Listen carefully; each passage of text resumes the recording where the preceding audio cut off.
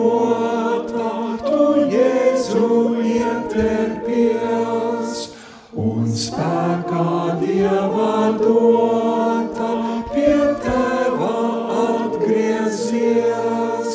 Tad mācekļiem tu teici, es būšu vēl pie jums, kad jaunu dzīvi sveici, tāds bija tas solījums.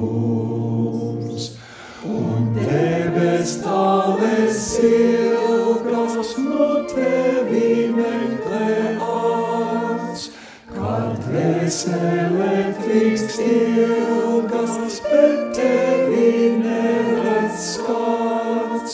Tik sirds, ja sirds tā zina, tu dzīvo mūžībā.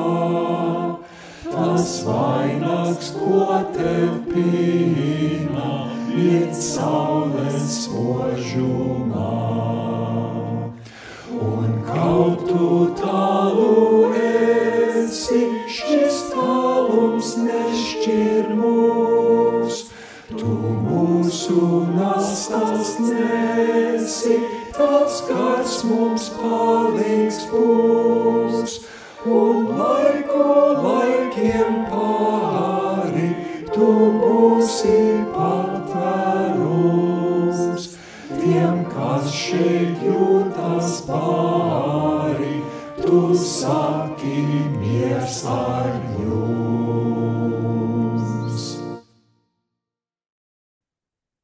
Uzklausi, kungs, manu balsi, kad saucu. Žēlo mani un atbildi man. Tev, mana sirds, viņš saka, meklē mani. Tevi es meklēju, kungs. Jēzus saka, meklējiet vispirms Dieva valstību un viņa taisnību. Tad jums viss pārējais tiks iedots. Gods lai ir Tēvam, Dēlam un Svētajam garam. Āmen. Mēs taču gribam, lai mūs skar Dieva svētums, vai ne?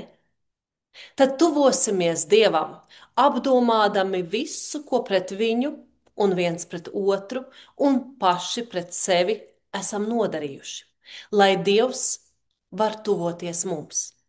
Lūgsim katrs savā sirdī šajā klusajā lūgšanā.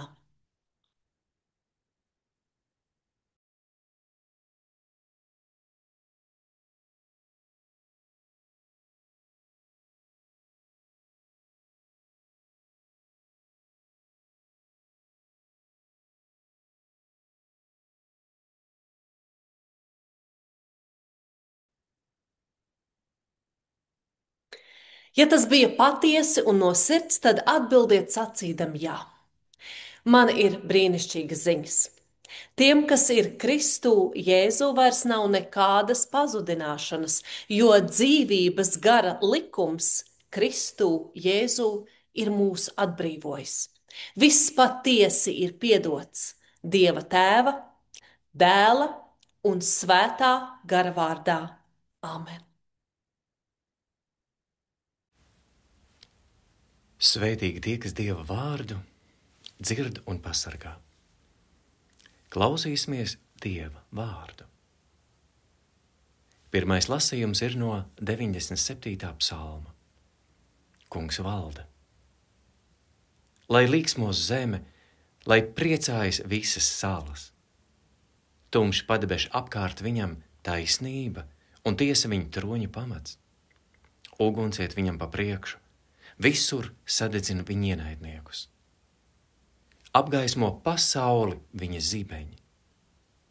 Redz to un lēkās zeme, kalni kā vasks kūkst kunga priekšā. Visu zemju kunga priekšā. Stāstiet debesis viņa taisnību. Skatiet visas tautas viņa godību. Apkaunot visi tēlu pielūdzēji, kas lielās ar saviem elkiem, klanās viņam visi dievi. Klausās un priecājas Siāna, un līksmo Jūdas meitas par taviem spriedumiem, kungs. Tu, kungs, visaugstais pār visu zemi, tik augstu pār visiem dieviem. Jūs, kas mīlat kungu, ienīstiet ļaunu. Viņš sargā savu uzticīgo dzīvības, no ļaundaru rokas viņš glābi tos. Gaisma iesēta priekš taisnā un priekš sirdskaitrajiem. Prieks. Priecājieties taisnie par kungu un pateicieties, pieminēdami viņa svētumu. Āmen. Otrais lasījums ir no Apustuļu darbu grāmatas 16. nodaļas. Reiz, kad gājām uz lūgšanu vietu, mums gadījās sastapt kādu verdzeni, kurā bija pareģotājs gars, un ar pareģošanu viņa nesa saviem saimniekiem lielu peļņu. Viņa sekoja Pāvilam un mums klaigādama: šie cilvēki ir visaugstā Dieva kalpi. Viņi sludina jums pestīšanas ceļu. Tā viņi darīja daudzas dienas. Nevarēdams to vairs paciest, Pāvils vērsās pie gara sacīdams: Jēzus Kristus vārdā es tev pavēlu, izej no viņas. Un tajā pašā brīdī tas izgāja no viņas. Bet viņas saimnieki, redzēdami, ka pagaisusi viņu cerību uz peļņu, sagrāba Pāvilu un Sīlu un aizvilka tos uz tirgus laukumu, lai nodotu varas vīriem. Atveduši tos pilsētas pārvaldnieku priekšā, tie sacīja: šie cilvēki, būdami jūdi, rada nemieru mūsu pilsētā un sludina paradumus, ko mums, romiešiem, nav iespējams nec pieņemt, nec darīt. Viņiem apkārt sastājās ļaužu pūlis. Pārvaldnieki, norāvuši tiem drēbes, lika tos nopērt. Daudziem sitieniem šaustījuši, viņi tos iemeta cietumā un piekodināja cietumsargām stingri uzraudzīt.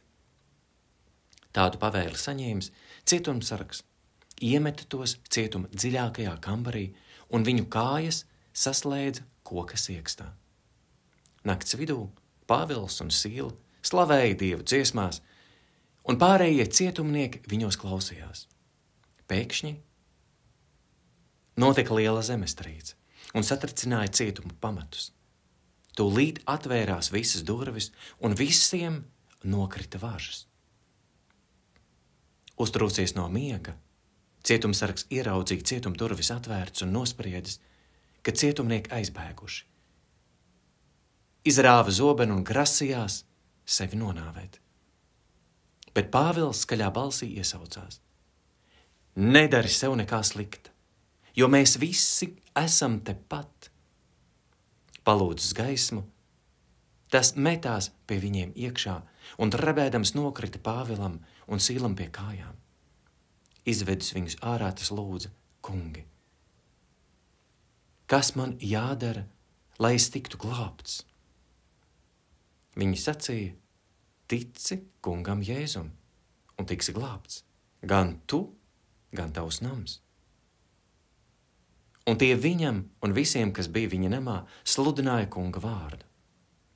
Tajā pašā naktī cietumsargs tos uzņēma pie sevis, apmazgāja viņa brūces, un tūlīt viņš tika kristīts, un visi, kas bija ar viņu. Ievedis tos savā namā, viņš klāja tiem galdu un priecājās kopā ar visu savu namu ticībā uz Dievu. Āmen! Alleluja!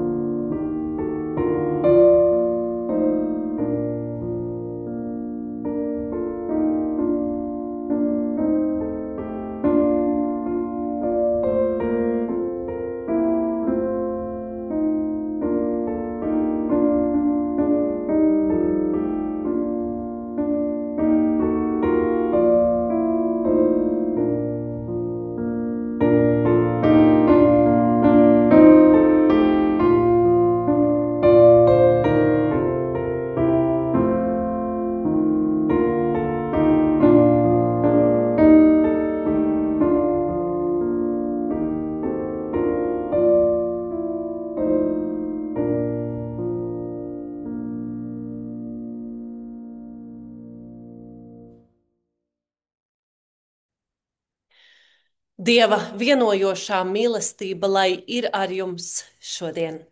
Ieklausīsimies evaņģēlī vārdos, ko atrodam pie Jāņa 17. nodaļā no 20. panta. Es nelūdzu par viņiem vien, bet arī par tiem, kas tic uz mani caur viņu vārdiem, lai visi būtu viens, itin kā tu, Tēvs, manī un es tevī, tā lai arī viņi būtu mūsos.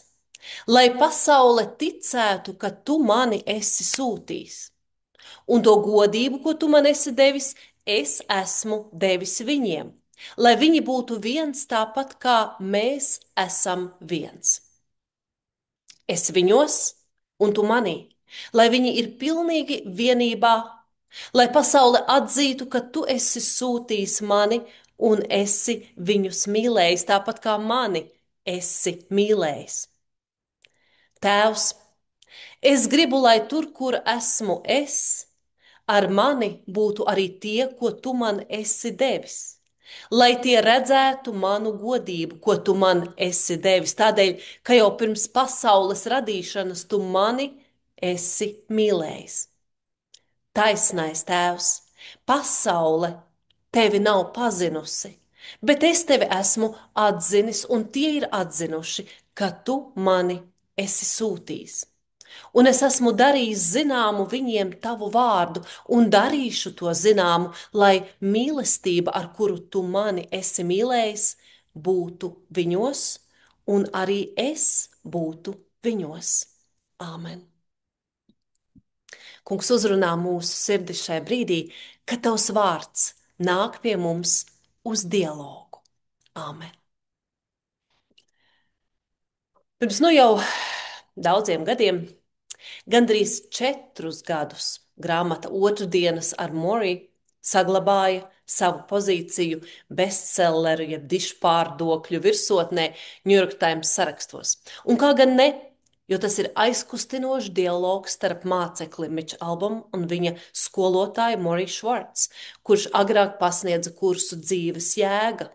Un nedziedināmas, pamazām iznīcinošas slimības priekšā sastapās ar savas paša dzīves jēgas dziļākajiem jautājumiem. Gadus vēlāk klajā nāca Randy Pauša grāmata Pēdējā lekcija, kas sākotnēji nemaz nebija domāta kā grāmata, bet tiešām kā lekcija, kurā universitātes profesors Randy Pauša, apzinādamies, kā viņa dzīvību pamazām dzēš nepieveicamais aizkuņģa dziedzervēzis, vēlējās pastāstīt saviem bērniem un studentiem viņa prāt būtiskas dzīves sapņu piepildīšanas gudrības. Šī lekcija tika ievietota YouTube kanālā, un zibens ātrumā guva lielu skatītāju atsaucību un tika pieprasīta, lai to nopublicē grāmatā.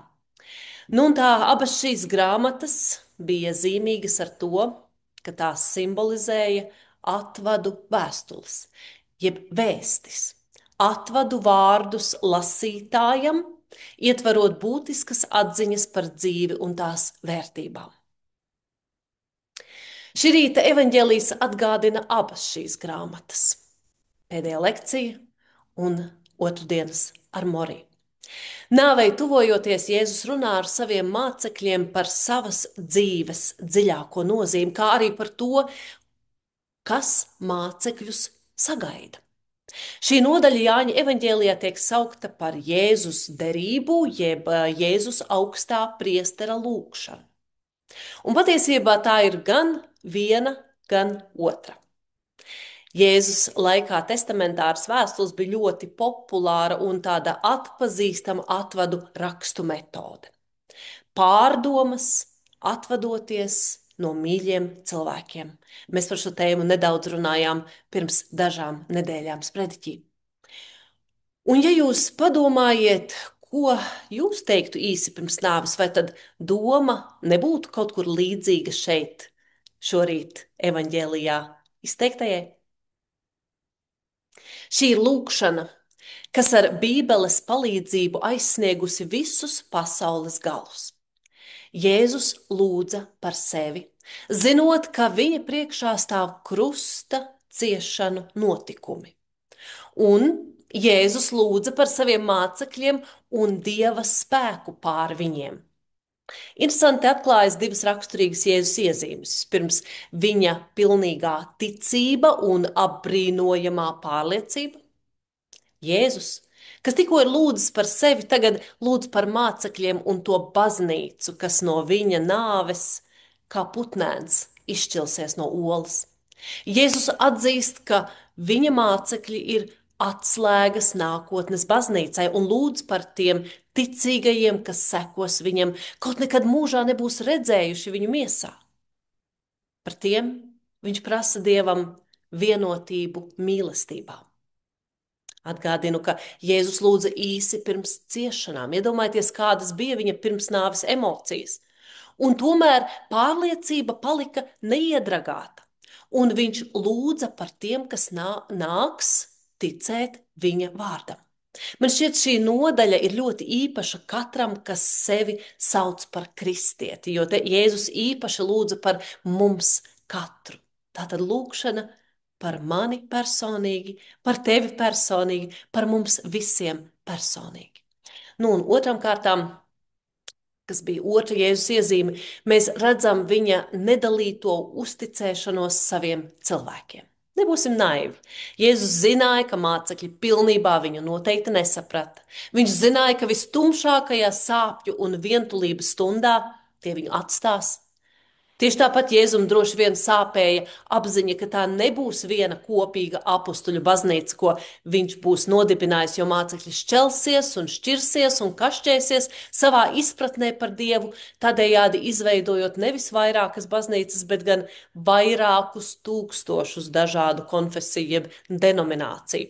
Tomēr uz šiem pašiem vīriem Jēzus skatījās ar pilnīgu uzticību, ka tie izplatīs viņa vārdu pa visu pasauli.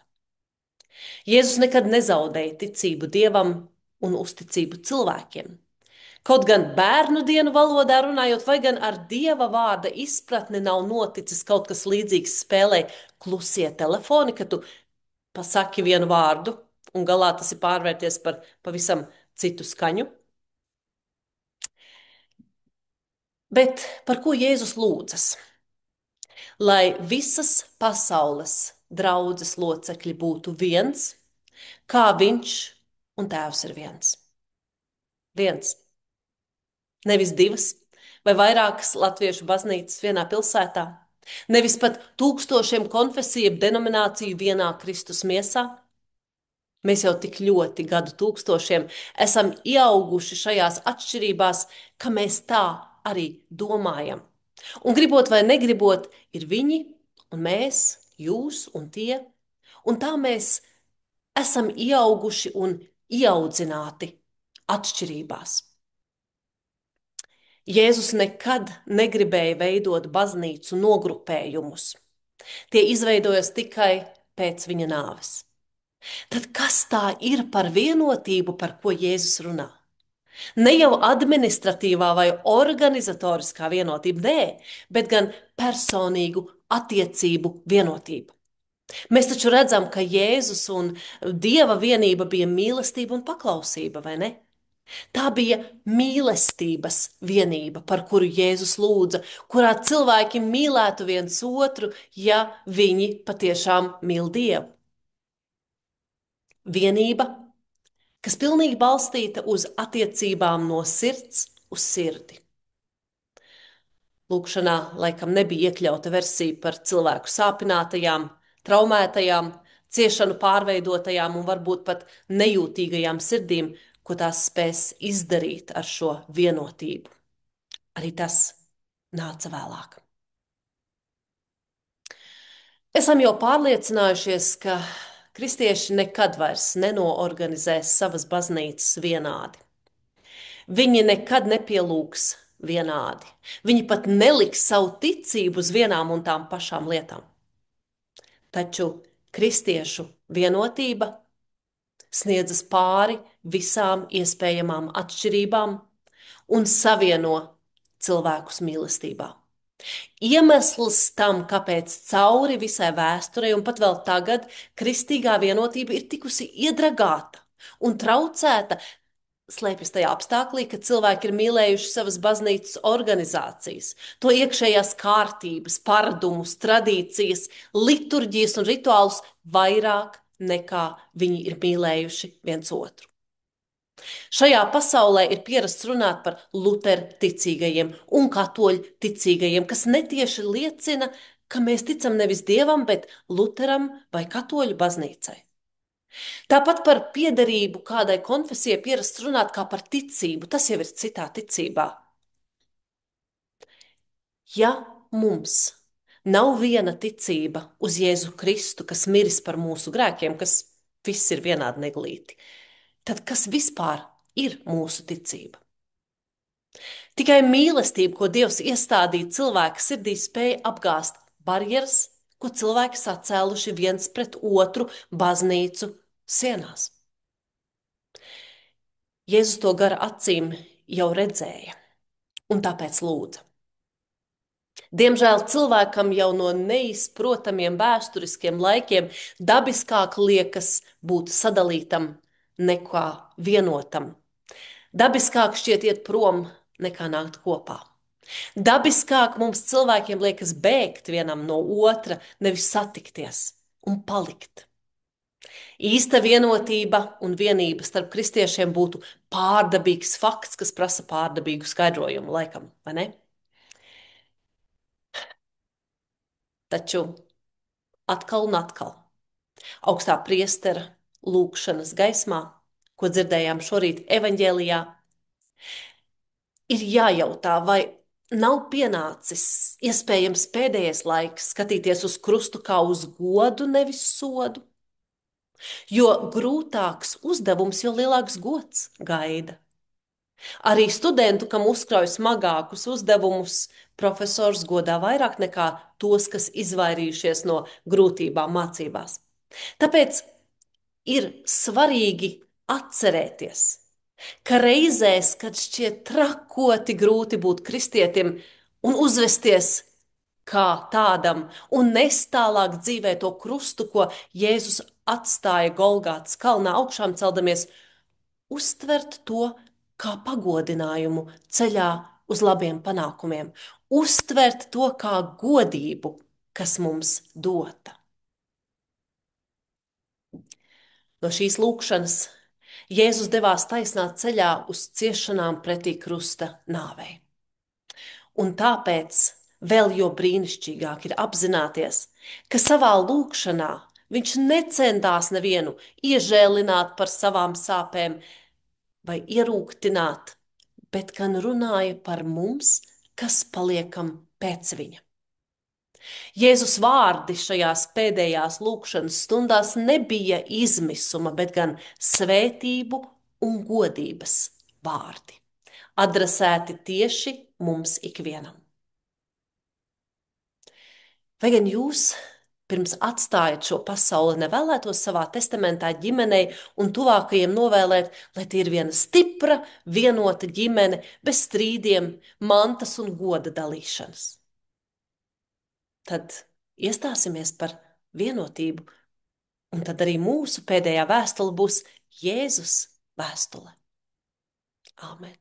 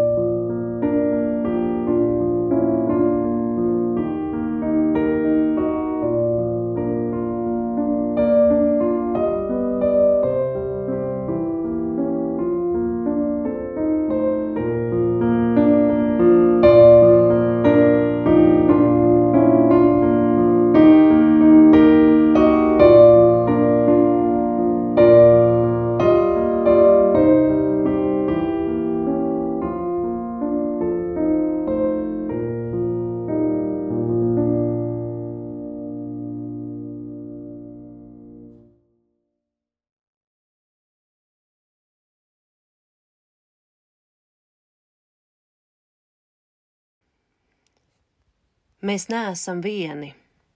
Mēs dzīvojam Dieva pasaulē. Mēs ticam Dievam, kas radījis un rada, kas nācis Jēzū, vārds tapis miesa, lai izlīdzinātu un darītu pa jaunu, kas darbojas mūsos un citos caur garu. Mēs ticam Dievam. Mēs esam aicināti būt par baznīcu, līksmoties Dieva klātbūtnē, dzīvot ar cieņu pret radību, mīlēt un kalpot citiem, meklēt taisnību un pretoties ļaunumam, sludināt Jēzu krustā sisto un augšām celto, mūsu tiesnesi un cerību. Dzīvē, nāvē, dzīvē aiz nāves, Dievs ir ar mums. Mēs neesam vieni. Pateicība Dievam. Lūksim Dievu. Pateicība Tev, mūsu brīnišķīgais Dievs, par to, ka Tu tik rūpīgi centies mūs vienot kopā, lai nākam pie Tevis, lūdzam Tevi un meklējam Tavu padomu savās ikdienas dzīves gaitās un ceļos. Paldies par šo rītu, par šo dienu, ko Esi dāvājis, lai atkal tuvojamies Tev un piedzīvojam Tavu klātbūtni. Mīļais Dievs, atklājies mums mūsu ticībā, jo ikdiena ir neziņas un jautājumu un arī baiļu pilna, un mēs bieži vien nezinām, kur tajā atrast vietu Tev. Apstādini mūsu steigu un skriešanu, nevaļu un nepaspēšanu. Dod vēlēšanos klusumā un mierā iepazīt Tevi vēl labāk, vēl lielākus Tavas mīlestības un atziņas dziļumus apgūt. Mēs nespējam ar savu cilvēcisko prātu ne izskaidrot, ne pierādīt Tavu esamību, Tavu būtību, bet lūdzam, ļauj mums piedzīvot Tavas mīlestības augstāko klātbūtni. Mīlošais Dievs, savieno mūs sevī, lai mēs, Tava baznīca, tās tik dažādās formās un veidos, beidzot kādu dienu justos kā viens. Svētī mūs, ka mēs apzinātos to mīlestības pieredzi un tās ticības saites, kurās Tu mūs esi vienojis, it īpaši tad, kad mūsos dzimst kārdinājums šķelties, dumpoties, kašķēties un kritizēt vienam otru. Lūdz joprojām mūsos to lūgšanu, ko Tu pirms krusta ciešanām lūdzi par visu pasauli Kristu. Un savā lūgšanā saisti mūs visus vienā veselumā. Vienojošais Dievs dod mums spēku meklēt Tevi mūsos pašos, mūsu dziļākajā būtībā, lai Tava patiesība un miers pārņem mūsu iekšējos hausus un apjukumus. Ļauj mums piedzīvot Tavas klātbūtnes noslēpumu un nekad neapstāties to meklēt. Attiecību brīnumā, dabas skaistumā un arī darba tikumā. Sargājošais Dievs, mēs lūdzam par mūsu tautu, tēvu zemi, tās valdību. Mēs lūdzam arī par šo zemi, kurā mītam, un tās valdību, par saprātu un īstu gudrību, kas nepieciešama šajā laikā. Mēs lūdzam par ikvienu zemi, valsti un vietu, kur mieru nomainīs karš, kur ļauni iebrukumi posta, nogalina un izsauc neciešami daudz sāpju. Mēs lūdzam par mieru visā pasaulē. Palīdz ikvienam, kas ir arī kādā vajadzībā šā laikā, vai garīgi, vai fiziski. Dod, lai katrs, kas ir sāpēs un grūtībās, piedzīvo Tavu pieskārienu un izjūt atvieglojumu. Brīnišķīgais Dievs, pāri visām lietām cel savu valstību mūsu vidū un pildi mūs ar gaismu, spēku un dzīvību vienotībā, tādā vienotībā, par kādu Tu izmisīgi un tik izjusti lūdzi savā augstā priestera lūgšanā. Un piepildi mūs ar savu garu, lai vienmēr meklējam stiprinājumu un atbildes vienīgi Tevī. To lūdzam Jēzus Kristus vārdā. Mūsu Tēvs debesīs, svētīts lai top tavs vārds, lai nāk tava valstība, tavs prāts, lai notiek kā debesīs, tā arī virs zemes. Mūsu dienascho maizi dod mums šodien, un piedod mums mūsu parādus, kā arī mēs piedodam saviem parādniekiem. Un neieved mūsu kārdināšanā, bet atpestī mūs no ļauna, jo tev pieder valstība, spēks un gods mūžīgi mūžos. Āmen. Tas kungs lai tevi svētī un pasargā. Tas kungs lai apgaismo savu vaigu pār tevi un ir tev žēlīgs. Tas kungs lai paceļ savu svēto vaigu uz tevi un lai dod tev savu mieru. Āmen.